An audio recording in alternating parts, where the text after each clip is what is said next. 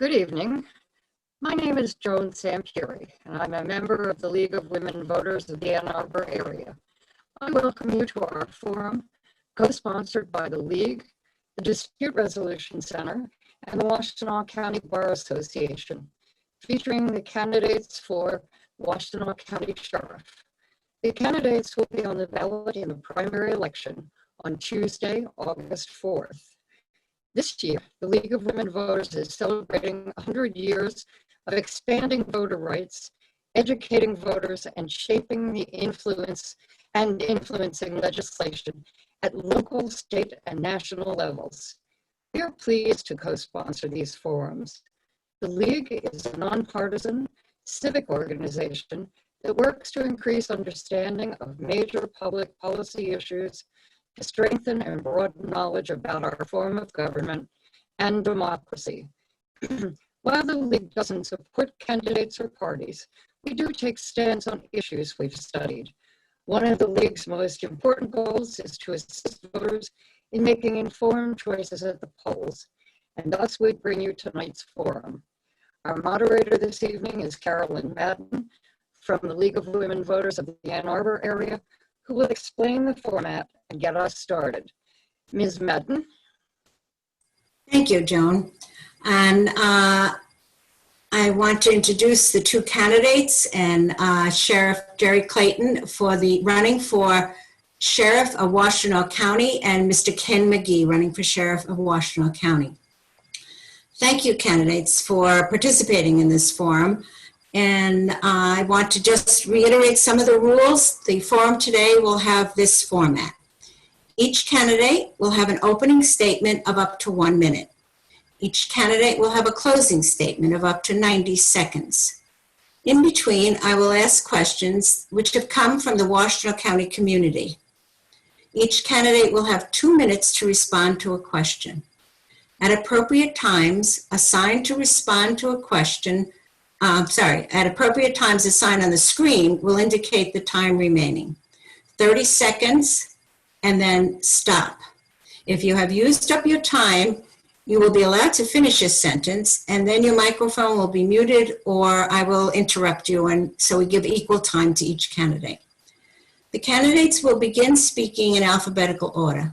Depending on the number of questions, all candidates will have an opportunity to be the first or last to answer the questions.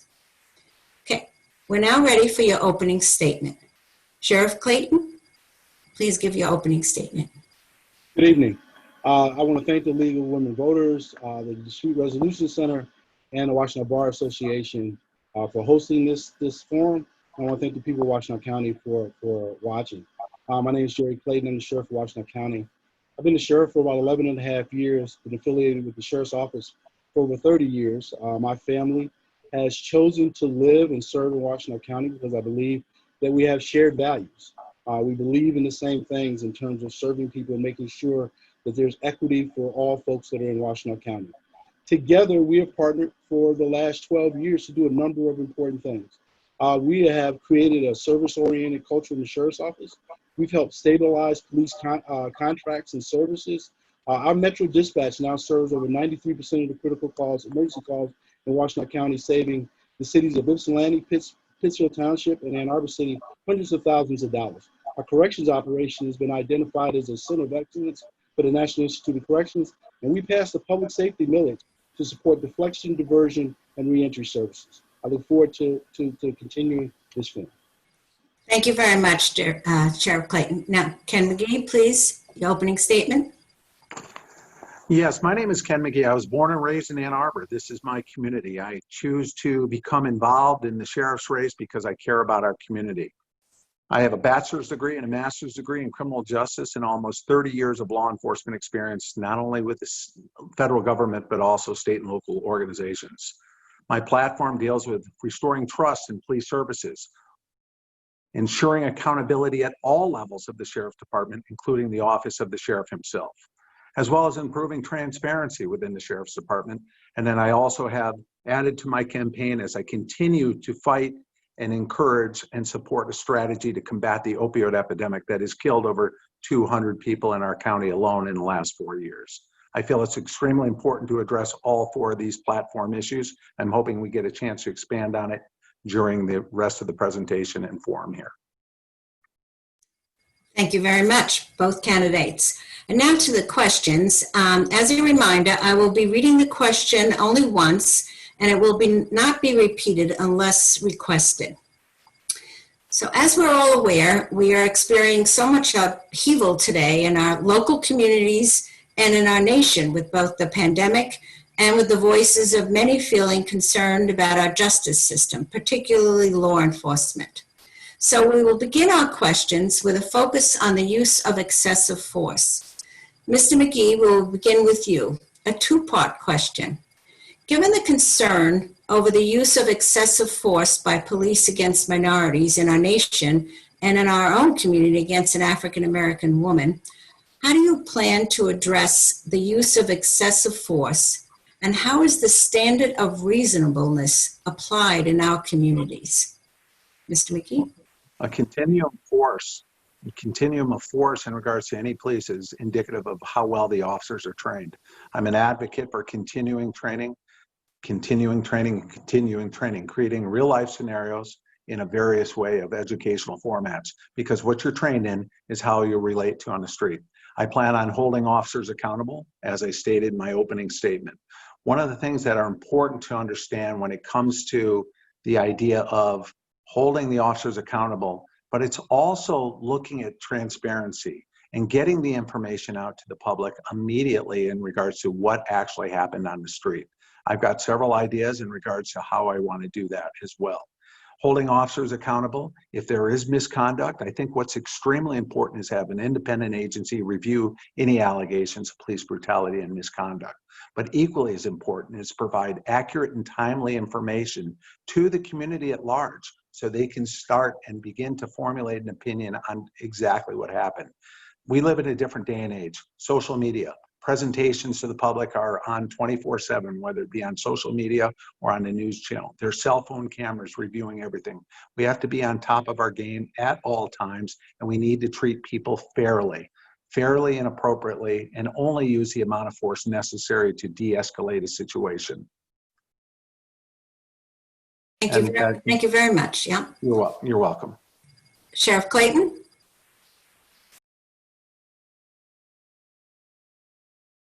You have to unmute yourself.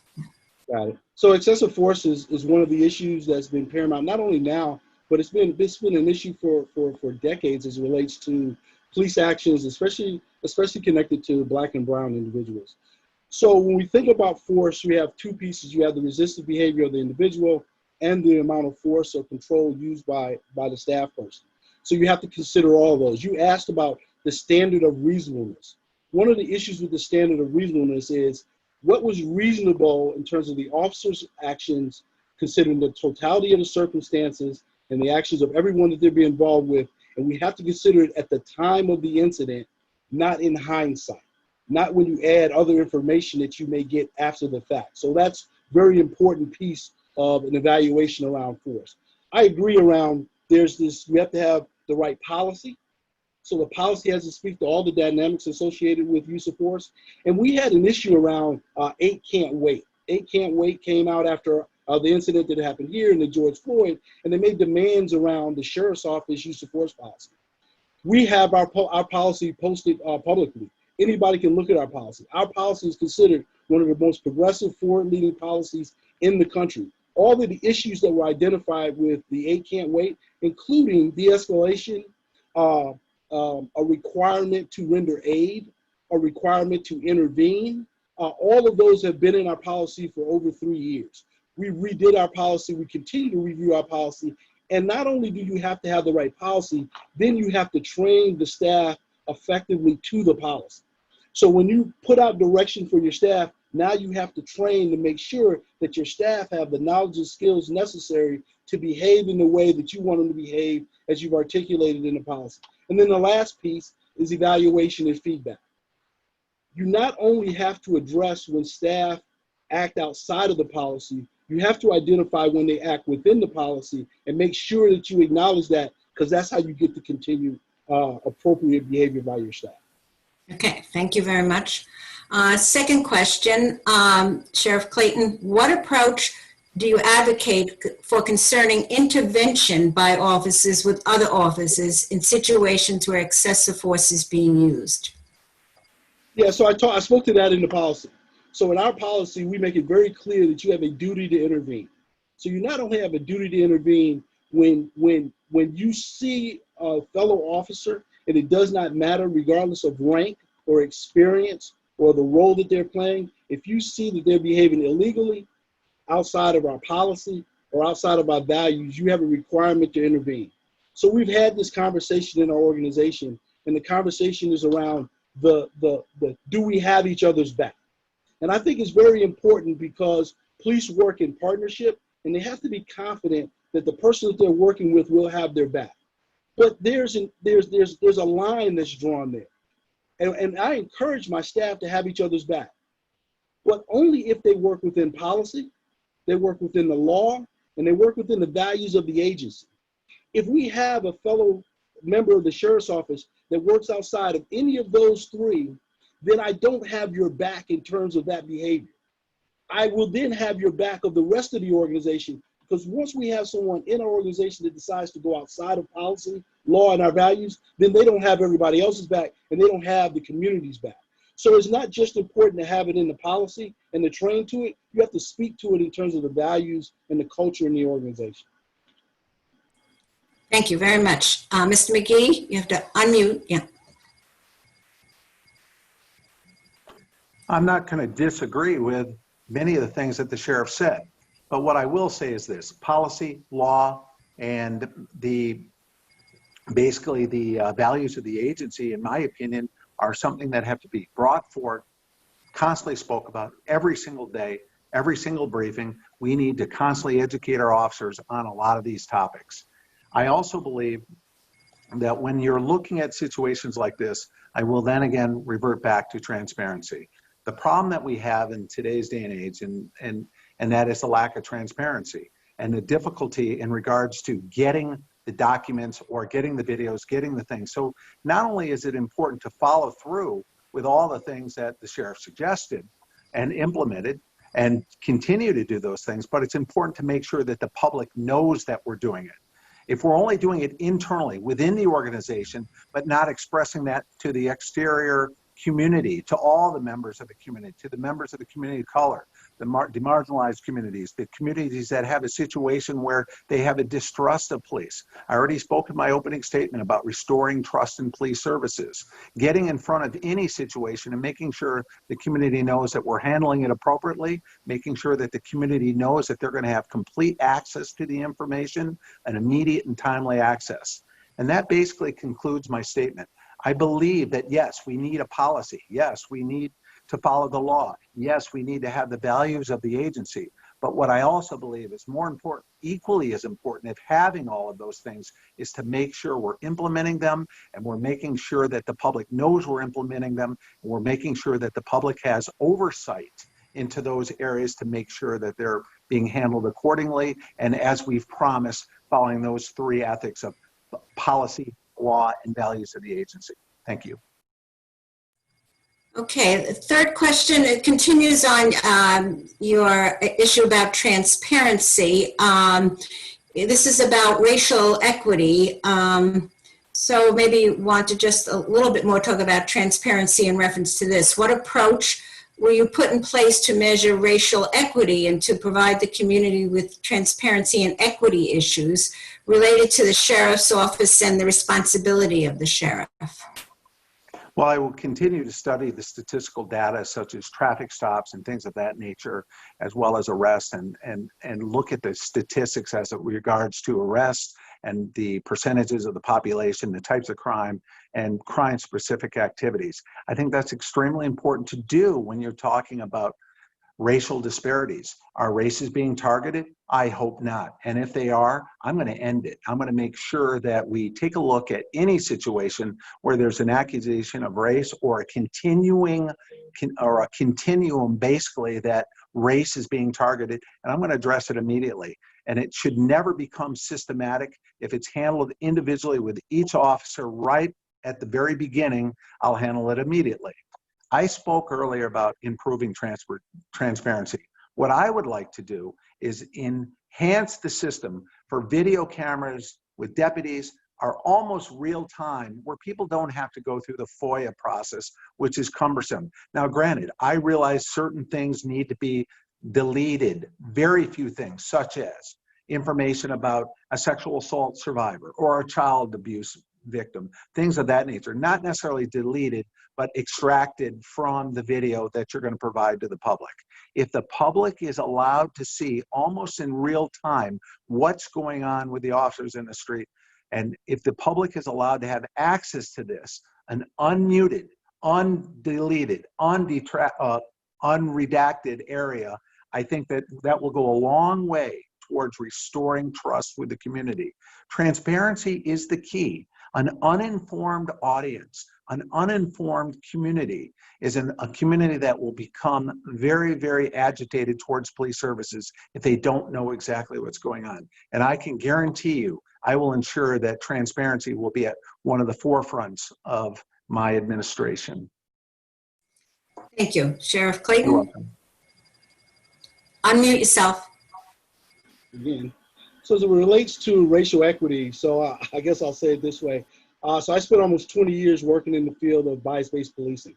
So understanding that not only do you have to collect the right data, but you have to analyze the data in a way that gives you a true view of whether there's disparate impact on any particular group as it relates to your deployment strategies, your engagement strategies, all of that. So we have that in the sheriff's office.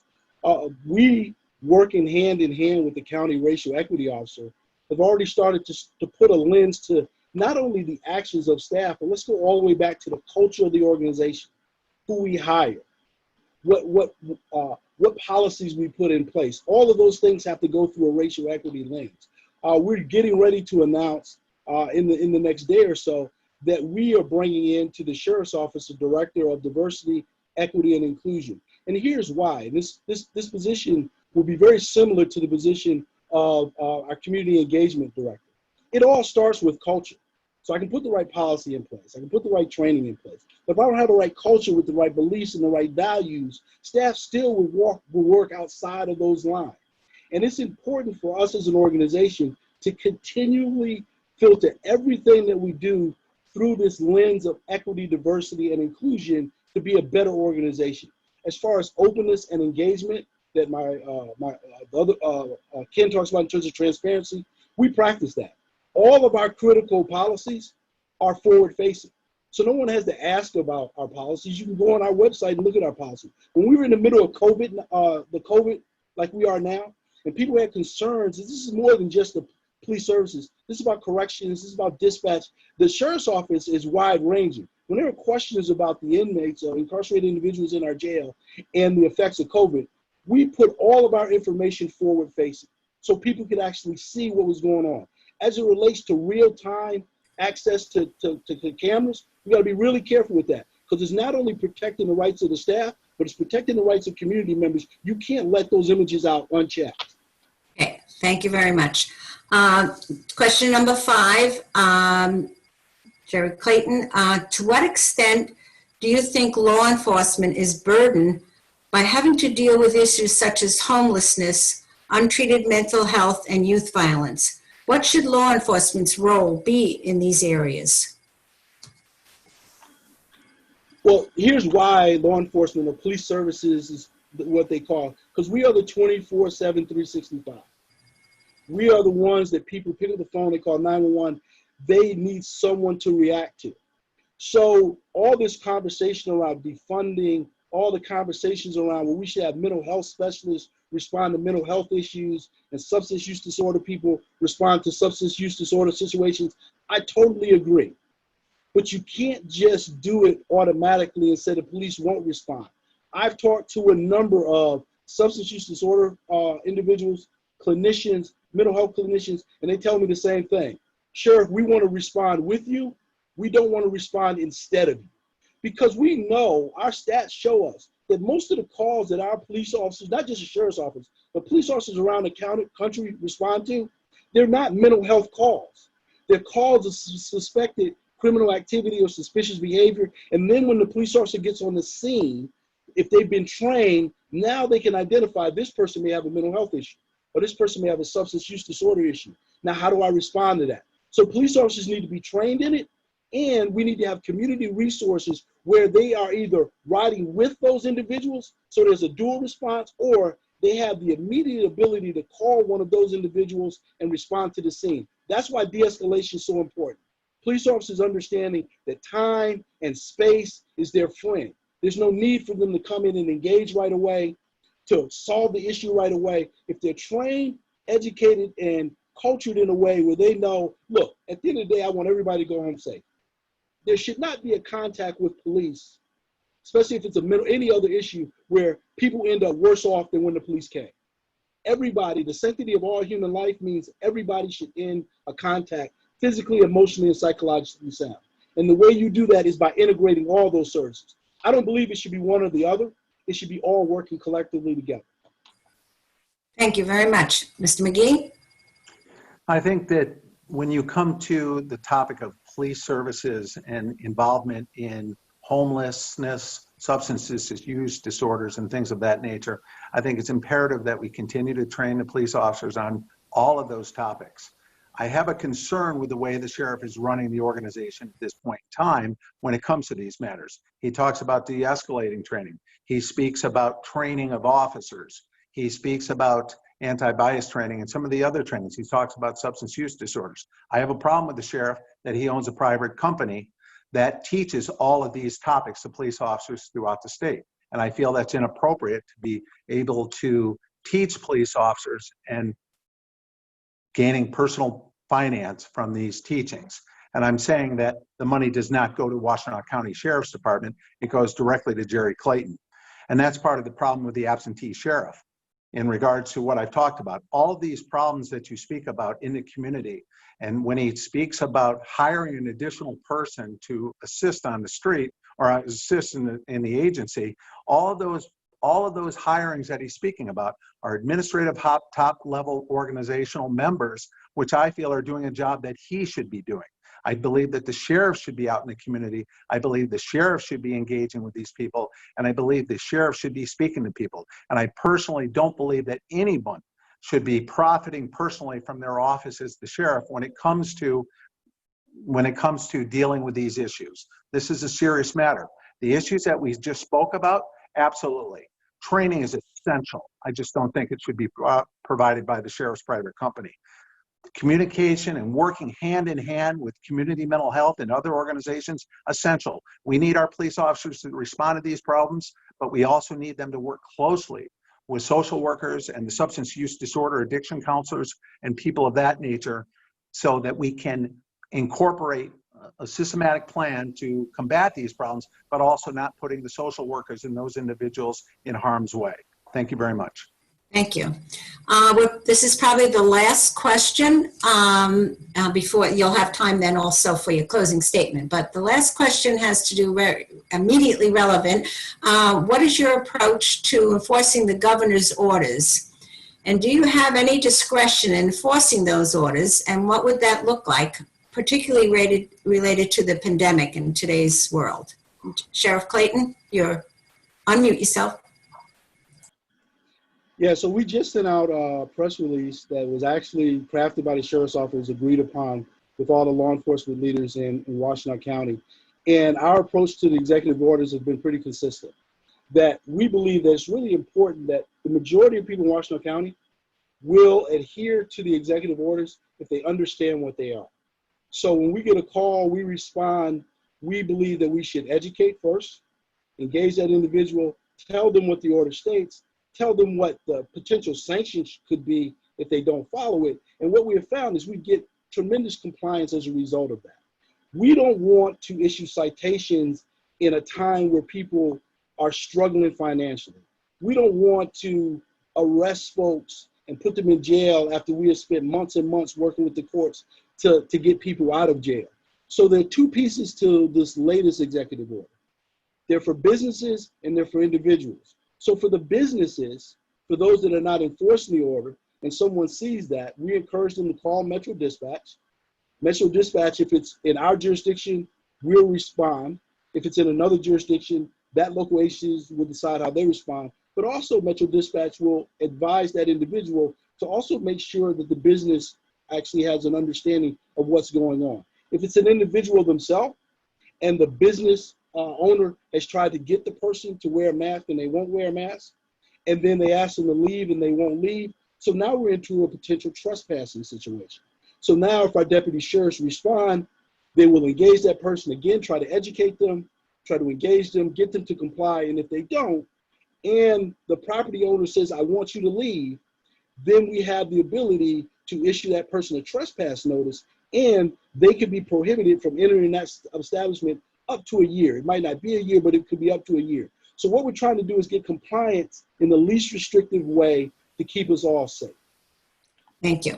Mr. Mcgee, your time. Unmute yourself, Mr. Mcgee. We'll start the time again. I feel that the police services should not be utilized to enforce a public health issue. I have serious concerns about issuing somebody a citation, giving them a criminal charge, and having them have an economic impact of $500 to $1,000. I have a problem with all of those things. I think police services could be much better utilized in other areas. However, I do believe that education and continuing to inform the public as to exactly what the governor's executive orders is an important thing. I'm a firm believer in wearing the mask in public. I'm a firm believer in being very careful, but I'm also a firm believer in that I don't believe in this time of judicial reform when we talk about, criminal justice reform. When we speak of that area, I have a serious problem in regards to issuing citations. I believe we should educate the public. The only thing I think as well is that in extreme circumstances, I think we should take a look at possibly enforcing the order. And I say extreme circumstances. I could give you numerous examples of what extreme would be, but for the most part, I'm not in favor of issuing citations or arresting people for violating the mask policy and the executive order. I'm definitely encouraging that people police themselves, communicate with each other, be cordial with each other, and be courteous. I give the analogy of what it's like now with smoking. Many years ago, smoking was allowed all over the place. Now it's not. You walk out of a restaurant, if somebody's smoking next to you, you politely ask them if they could step away from the door. That's what I think. I think if courtesy and compassion and speaking to people will help. And I think the public, one of the best things we can do as a public is to police ourselves and speak courteous to one another to enforce these. Should the police services be called to enforce these laws? Absolutely not. The police should be called, provide education, and hopefully there'll be compliance, except for in rare circumstances. I hope that's answered your question, and I thank you very much. Okay, thank you both for thoughtful responses to these questions from the community. And we're now going to give you an opportunity to do your closing statement. We'll go with Sheriff Clayton again. Please do your closing statement, and you have 90 seconds. So thank you once again for hosting this forum. We're in unique and challenging times. I think you talked about it when we first started. Global pandemic, national moment around racial equity. And during these times, leadership matters. Leadership has always mattered, but never more than now. We know what happens, and we've seen what has happened on a national level when we have an unproven, divisive national figure that gets elected that has no vision, no strategy when they come into office, and they enter in chaos and it stays in chaos. And if someone can't articulate for you a strategy or a vision for the value that they add to the community, we've seen that at a national level. I have a clear vision for the next 4 years as I've had for the last 12 years. We'll continue to evolve our organization in terms of how we hire, train, lead some of the most dedicated people in this profession, not again just in police, but corrections, dispatch, and everything else. We want to implement LEAD, which is law enforcement assisted diversion. We have that public safety mental health millage. We'll leverage that millage to address the needs of people that are in our county that are most in need, that need help, to keep people from entering into our criminal justice system, into our jails. And the last thing I'll say is, I must respond to this issue around profit. There's never been a dime made in Washington County for the company that I own to give any training to any of our people or anyone else. I think that's critically important. I am not ashamed that I own my own business. I've done this for 35 years, and there are individuals that want to take advantage of the experience that I have. Thank you so much for allowing me to participate today. Okay, thank you. Okay, Mr. McGee, your closing statement. Unmute yourself. Unmute.